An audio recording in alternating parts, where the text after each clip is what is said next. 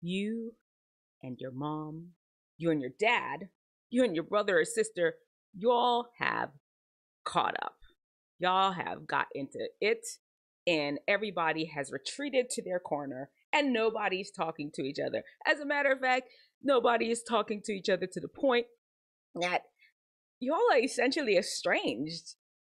There is, maybe you didn't even live with them to begin with, and you just, nobody's calling each other on the phone, nobody's checking in with each other, nothing. There is no communication because y'all are done, done, done, done, done with each other. What do you do? Let's talk about it. Now, the thing with these relationships are, especially with family, it's human beings, and it can get so complicated.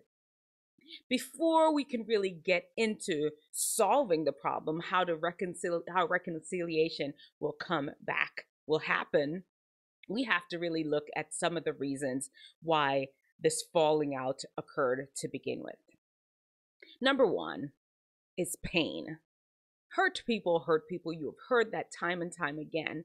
And oftentimes, because it becomes almost a habit, this is how you know to respond to a situation. Somebody curses you out, you have to curse back. There is no taking the high road at all. Hurt people hurt people. And when you start hurting each other, guess what? People are going to get mad. People are going to not ever want to talk to each other again because things are going to be said. Things are going to be said that cut real deep. We're just trying to understand what's going on in this whole family estrangement. We're not talking to each other, even though we're family. Sometimes we even live in the same house and we're not talking to each other. Sister lived just down the block and y'all not talking. Pain. Hurt people hurt people. The second one is a control issue. Oftentimes people get into altercations with each other simply because of control.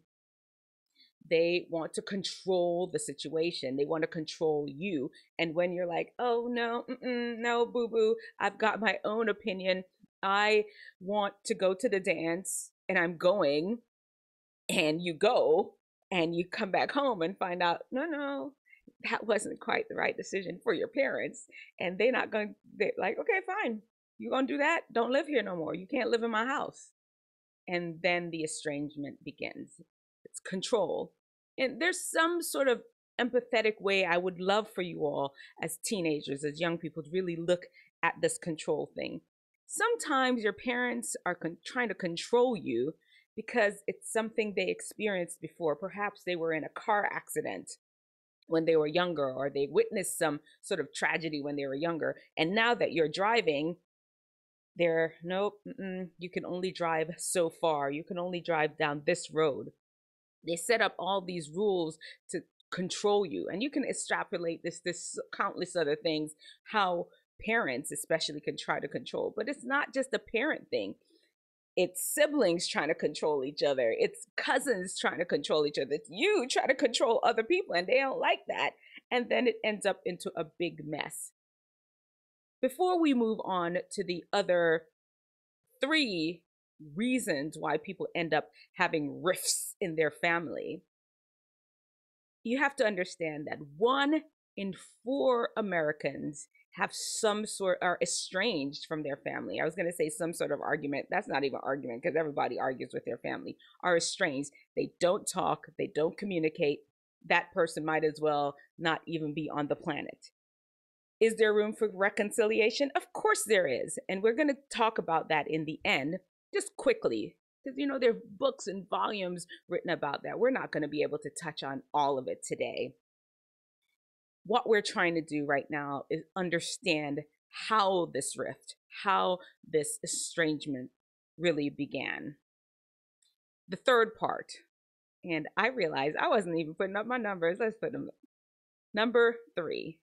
Make believe the numbers were up for the other ones. Number 3 is fight or flight. Oftentimes, both parties, or one party, is really locked into that fight or flight response. They're totally reactionary to things. There is no frontal lobe involvement whatsoever. It's all just they popping off. And just like when we talked about hurt people before, when you pop off, you cut deep.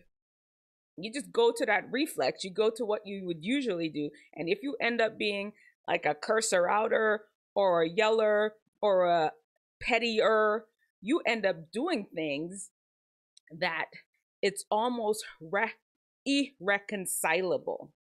You can damage people deeply because this fight and flight mode. There's no frontal lobe being involved. You're just reflexively. If that's not a word, it's a word today. What y'all think? It's a word today. But anyway, you're just popping off. And that's what happens in that fight or flight. And when there's no frontal lobe involved, especially when there's disagreement. When there's disagreement, y'all both need to be there rational so y'all can work it out. When there's disagreement and people start acting all missing frontal lobe, things go down and people get estranged. Number 4.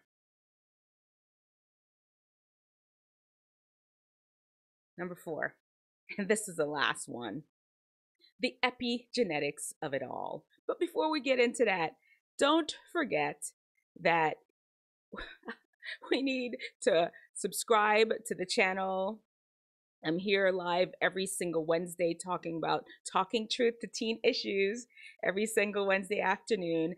And of course, like the video. Let's get Wisdomteethinger up and popping. Right now we're at 386, I think, subscribers. You know, I load these cool shorts that attract people to our channel, and hopefully when they are attracted, they stay. Some just like the video and move on. Don't matter though, if you stay, you one of us. Thank you for being here. Let's move on to number 4. The epigenetics of it all.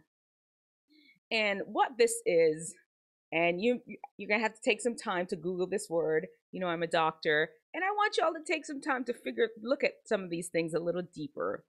I have to throw some science in there. There are things sometimes that are passed down generationally. If you read the Bible, it says the sins of the fathers are passed down to the 3rd and the 4th generation. Some behaviors, some just pass on down. And it's the same thing with family squabbles. Sometimes it's just passed on down in that your cousin's father hates your father. Therefore, you must hate your cousin's father, your uncle. Just because they don't get along, you're not supposed to get along. Of course, that's not the true definition of epigenetics, but I'm using that as a way to explain some of the things. It's almost like the hatred is passed down from generation to generation because that's just how it is. I don't get along with them. You shouldn't get along with them. And so they're estranged. And yeah, it gets complicated. It really gets complicated, especially when you're family, especially when these are the people that you're supposed to be the closest to on this earth. Even worse when it's a parent and a child that's estranged. Because this relationship here, other than husband and wife, that relationship is the closest you can possibly get to another human being. And to lose that connection, God made it a whole commandment. To lose that connection, it's very detrimental to your life. And here, I promise that we'll talk about the solution. Y'all ready? Let's talk about the solution, because it's not easy. And this is honestly, now we're talking post. We're not talking, okay, they're abusing you, they're hurting you, and what do you do about that? That's not what we're talking about. The rift has already happened for whatever reason, be it control, pain, fight or flight response, epigenetics. the rift has happened. Now y'all are separate. Everybody's in their own corner doing their own thing. For reconciliation to occur, first you have to go to them. Somebody's going to have to be the bigger person, and let's talk it out. Let's figure out what's going on. If they won't hear you, then you bring a counselor in, or an elder, or somebody that both of you respect, a mediator. You come together, and if you can't figure it out from there, then if there's a group that y'all are all a part of, a church congregation or somebody, a group that can all rally around you to bring about reconciliation, you could try that. If all those three don't work, we can go with what the Bible says. This just let it go. Move on. You've done all you can do. If they come around, they come around. If they don't, they don't. Maybe it's you, the person that's holding off and saying, no, I don't want to be a part of this. Then it's done. If later on y'all come back together, that's one thing. And just understand, having family estrangement, family issues, you're not alone. 1 in 4 American families are dealing with this. And let's keep talking about it. People have written volumes about it. We cannot address it here in what? We've been live for 14 minutes. We cannot address it for 14 minutes. Just touching it on the tip of the iceberg. Let me know in the comment section below. Are you estranged from any family members? Who do you have a rift with? What have you done so far to try to heal that? Have you healed it? Do you even think it's worth healing because of some of the damage that's been done? Let me know it all in the comment section below, okay? All right.